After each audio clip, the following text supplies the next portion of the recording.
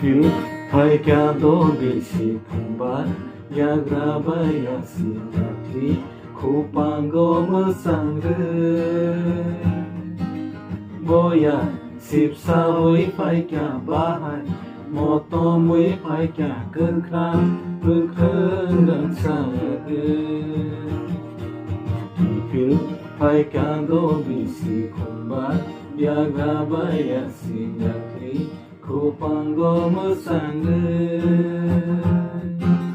Boya sipsa mui paikya bahai Moto mui paikya ketan Bekran sore Ano selai hai no hai Kato gaya prise lai nai Zora kaham pai to ai ruai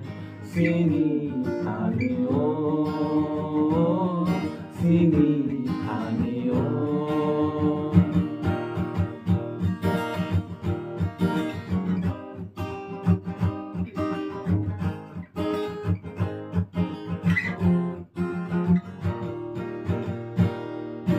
Pantai siari lama duari Kobon kadu mui dumu Asuk solongo sumui kobon ma Muhur ma merei merei Pantai siari lama duari Kobon kadu mui dumu Asuk solongo sumui kobon ma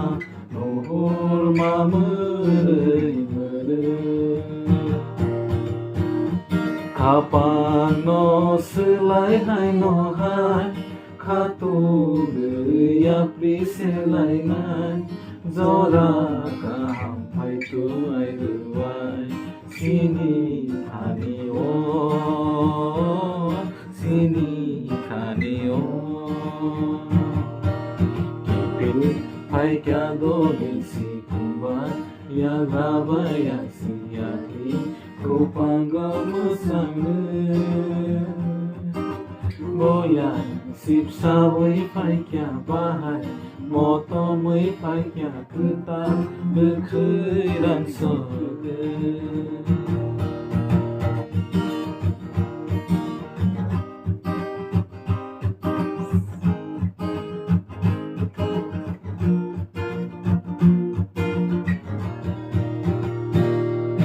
Bisi tum kolong lama kolong Nasing madeng soge Salketal manei kapan tok togong Kaito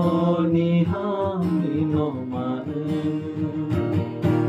Bisi tum kolong lama kolong Nasing madeng soge Salketal manei kapan tok togong Kaito ni hamdi no manei Kapan selai hai no hai Kato gaya prise lai nai Zora kaham pai tu ai ruai Sini thani o Sini thani o Kipil paikado bisi kumbar Yagrabaya siyati Kupango mesangre Boya sipsa mui paikya bahai Moto mui paikya ketan Bekran sore Kipil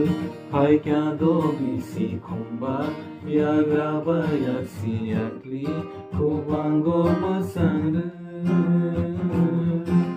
Boya sipsa mui paikya bahai Moto mui paikya ketan Bekran